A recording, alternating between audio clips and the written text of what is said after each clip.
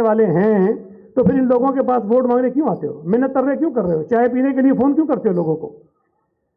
ये सोच आपको समझनी चाहिए कि क्या है। जो आदमी तकिया किया हुआ है किसी और के ऊपर, जो ये समझता है कि वो काकड़ के जरिए असेंबली में जाएगा, जो ये समझता है कि वो जो इलेक्शन कमिश्नर सूबाई लगा है ये उसके जरिए असेंबली में जाएगा, जो ये समझता है कि इस्टेब्लिशमेंट के जरिए वो असेंबली में जाएगा, तो मुझे बताइए कि क्या वो आपकी सुनेगा? मुझे अगर पता चल जाए ना, मुझे पता चल जाए कि मुझे तो अवैस मरवत ने असेंबली में भेजना अकेले ने, मैं सुबह शाम इसके दरवाजे में बैठा रहूँगा, जीतने से पहले भी जीतने के बाद भी। लेकिन मुझे पता है कि असेंबली में भेजने वाले आप लोग हैं।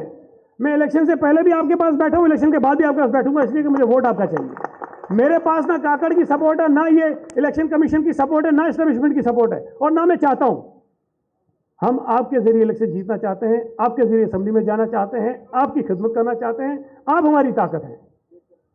इरफान मरवत साहब, आपको वोट मांगने का हक है, इस हक को मैं नहीं छीन सकता आपसे। आपके साथ जितने आपके हिमायती हैं उनको आपके लिए वोट मांगने का हक है, यह हक मैं नहीं छीन सकता आपसे, न उनसे छीन सकता हूं। वो चाहें तो मेरे पास भी आ सकते हैं कि जी आप बैठ जाइए और इरफान मरवत को वोट कीजिए, उनका हक है। मैं दूं ना दूं ये मेरी मर्जी है।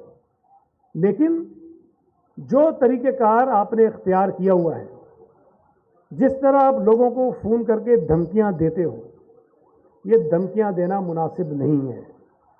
मैं बहुत शरीफ आदमी हूं, लड़ाई झगड़े से भागने वाला आदमी हूं, लेकिन जिसने मेरे गले में हाथ डाला है उसको मैंने अपने पैरों में डाला है, ये मैंने साबित किया है।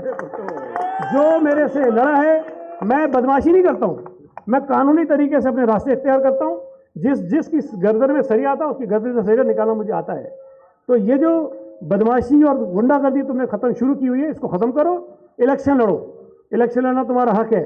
और ख़ास तौर पे जो लोग इरफान मरवत के साथ काम कर रहे हैं, इस इलाके के नौजवान हैं, मैं उनको ये बताना चाहता हूँ कि इलेक्शन ज़ाती दुश्मनी नहीं होती है, इलेक्शन दुश्मनी नहीं होती है।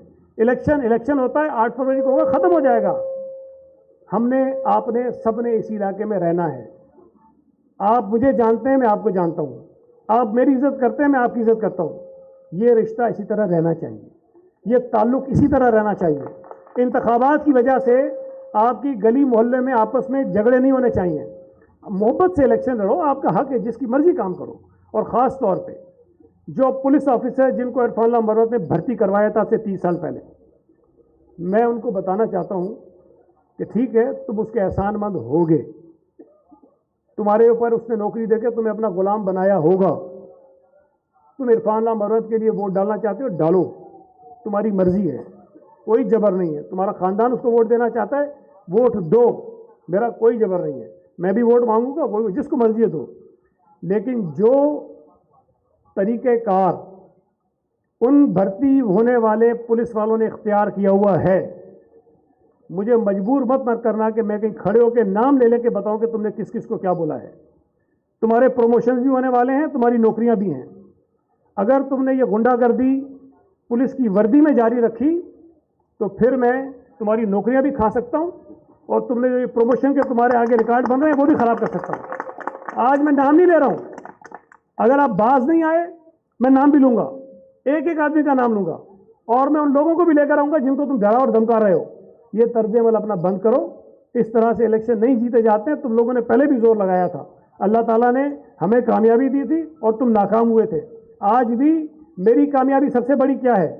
ये हल्का जो कभी एमक्यूएम का गढ़ था, ये हल्का जो कभी मरवत का गढ़ था, ये हल्का जो कभी मुस्लिम लीग नून का गढ़ था, आज वो सब मिल के कोशिश करने में लगे हुए हैं कि इसको कैसे हराएं। ये हमारी जीत है, ये हमारी जीत है कि पीपल्स पार्टी के खिलाफ ये सारे इकट्ठे होने में लगे हुए हैं कि यार अकेले तो ये हार नहीं सकते हैं, और जमात इस्लामी भी सुना लगी हुई इनके साथ। तो ये सारे इस चक्कर में है कि सब मिल जाओ और किसी तरह से इसको हराओ। इंशाअल्लाह ताला, अल्लाह ने चाहा, मैं तो छोटा सा आदमी हूँ, कमज़ोर सा आदमी हूँ, ये सब मिल जाएंगे इंशाअल्लाह ताला, इनको फिर भी हराएंगे और भारी मार्जिन से हराएंगे।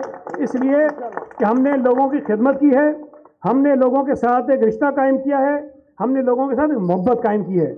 मैं हर तकरीर में एक बात कहता हूँ कि शायद कोई बंदा आ जाए सामने, इस इलाके की हल्के की आबादी 5 लाख के करीब है।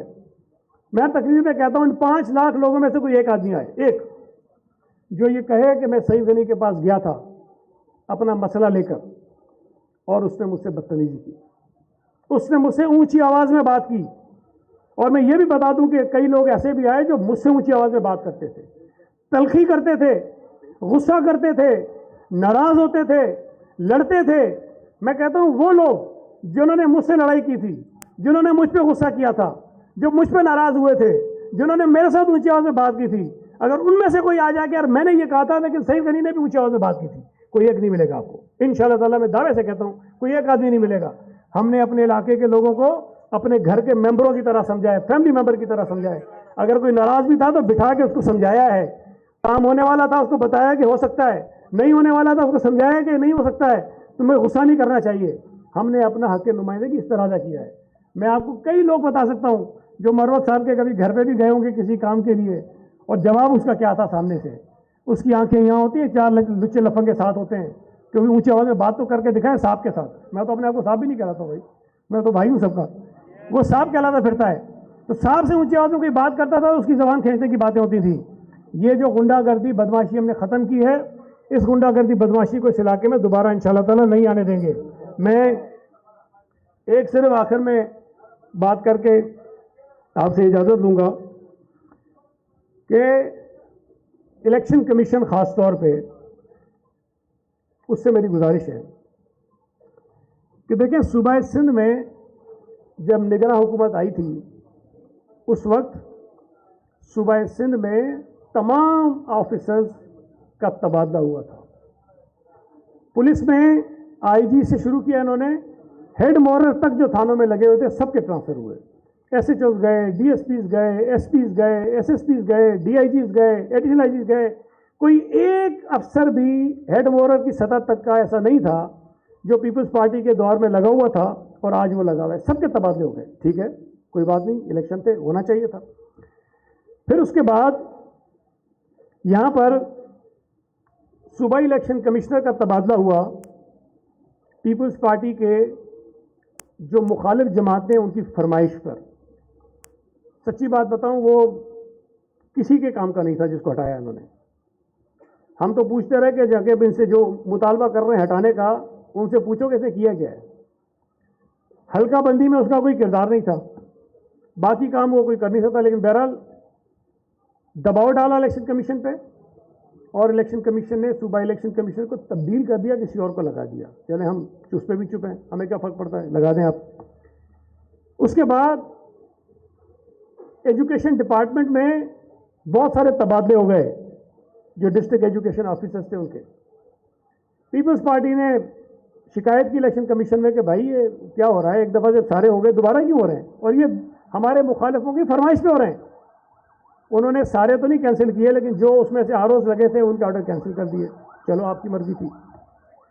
फिर उसके बाद सूबा सिंध के 8 एसएसपीस के तबादले हुए पीपल्स पार्टी के मुखालिफिन की फरमाइश पर। हमने शिकायत की इलेक्शन कमीशन में, उन्होंने कहा जी हम नहीं होने देंगे, ये गलत है, हम नहीं होने देंगे, हमने रोक दिए। 2-4 दिन पहले वो भी हो गए। सवाल ये पैदा होता है कि जब केयर टेकर हुकूमत होती है या जब इलेक्शन के माहौल होता है तो तमाम जमातों को यकसा माहौल मिलना चाहिए। हम ये बिल्कुल नहीं कह रहे कि हमारी मर्जी के अफसर लगाओ, हम ये नहीं कह रहे कि हमारी मर्जी का सूबा इलेक्शन कमीशन लगाओ, हम नहीं कह रहे कि हमारी मर्जी की पुलिस में लोग लगाओ।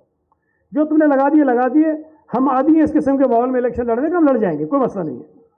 लेकिन जो दबाव डाल के नाजायज़ तरीके के फैसले हमारे मुखालिफिन की फरमाइशों पर किए जा रहे हैं, इससे इलेक्शन कमीशन अपने आप को मुतनाज़ा बना रहा है। ये इस तरह से नहीं होना चाहिए। मैं ये समझता हूँ कि इंतखाबात में तमाम जमातों को बशमूल पीटीआई के, सिवाय उन लोगों के जिन्होंने 9 मई के वाक़यात में जिनका रोल है, जिन्होंने जीएचक्यू पर हमला किया, जिन्होंने कोर कमांडर के घर पर हमला किया, जिन्होंने हमारे शौदा के यादगारों की बेहुरमती की या और कोई गैर कानूनी काम किया, उनके खिलाफ कानून के मुताबिक कार्रवाई होनी चाहिए। लेकिन बतौर सियासी जमात पीटीआई को भी हक मिलना चाहिए कि वो इंतखाबात में हिस्सा ले। और उसकी वजह यह है कि मैं ये बात क्यों करता हूँ, देखिए पीटीआई मैदान में नहीं होगी, हम जीतेंगे तो कई लोग कहेंगे कि पीटीआई नहीं थी तुम इसलिए जीत गए। हम चाहते हैं कि पीटीआई मैदान में हो और हम फिर जीते और फिर लोग कहें कि हाँ तुमने सबका मुकाबला किया और सबको हराकर तुम जीते हो। हमारे लिए भी ये ज़रूरी है कि पीटीआई मैदान में होनी चाहिए। अगर लोग उनको वोट देते हैं तो दें उनको वोट, ये लोगों का हक है। तो इंतखाबात को साफ और शफाफ बनाने के लिए ये बहुत ज़रूरी है कि तमाम जमातों को लेवल प्लेइंग फील्ड मिलनी चाहिए। किसी शख्स के दबाव में आकर इलेक्शन कमीशन को कोई गलत फैसले नहीं करने चाहिए। इससे इलेक्शन का माहौल जो है वो मैं समझता हूँ कि मुनासिब नहीं होगा। और मैं आखिर में इलेक्शन कमीशन से गुजारिश करूँगा कि यहाँ पर हम खुद ये मुतालबा करते हैं, क्योंकि हम इलेक्शन लग रहा है हम जीत रहे हैं, कि इस हल्के में सिक्योरिटी का सख्त तरीन बंदोबस्त किया जाए, इसलिए कि जो लोग हारते हैं वो फिर गंद करते हैं और हम नहीं चाहते कि यहाँ पे गंद हो। मैं यहाँ अपने तमाम दोस्तों को कहता रहता हूँ, आज इस जलसे के तवज्जुह से भी कहता हूँ कि हमने किसी से लड़ाई नहीं करनी है। 8 तारीख तक ये हमने गालियाँ भी बर्दाश्त करनी है, बदतमीज़ी भी बर्दाश्त करनी है, ये जो चीज़ें वो कर रहे हैं वो सारी बर्दाश्त करनी है। उसके बाद जो कानूनी तरीका होगा हम इख्तियार करेंगे। और मैं आपको बता दूं, जितना वो बोलेगा उतना वो फंसेगा। वो बोलता रहे, मैंने 2-4 केस करने हैं, मुझे बहुत दुख होगा 75 साल की उम्र में जब अदालत की सीढ़ियाँ चढ़ेगा, मुझे बड़ा अफसोस होगा कि ये बूढ़ा आदमी जो है वो बेचारा ख्वार हो रहा है, अदालतों में चक्कर खा रहा है। मैं तो रोज़ कोर्ट जाता हूँ, मुझे कोई फर्क नहीं पड़ता है। जो लोग मेरे केसों में आते हैं ना, तो उनकी पूछें कि हवा ख़राब होती है। और मुझसे अच्छे लोगों ने, जो बड़े तुरम खान बनते थे ना, सबने माफ़िया मांगी हुई, अदालत में लिख के दिया हुआ है कि हमसे गलती हो गई, हमने आप पे इल्ज़ाम लगा दिया था। तो मेरे ऊपर इल्ज़ाम लगाने से पहले ज़रा सोच लेना कि मैं कोई किसी और किस्म का आदमी हूँ। तो ज़रा मैं वो गालियों गलत तो नहीं कर सकता हूँ, आती तो मुझे भी बहुत है गालियाँ, लेकिन मुनासिब नहीं है कि मैं गालियाँ दे के अपने आप को ख़राब करूँ। तुम्हें वो तरबियत दी शायद बड़ों ने, तुम करते रहो, हम वो तरीक़ेकार इख्तियार नहीं करेंगे। लेकिन हाँ, अगर गले में हाथ डालोगे तो फिर इंशाअल्लाह ताला ये बता दूँ कि पैरों में मैं आपको भी डालूंगा अपने। बहुत बहुत शुक्रिया। शुक्रिया अदा करो जी।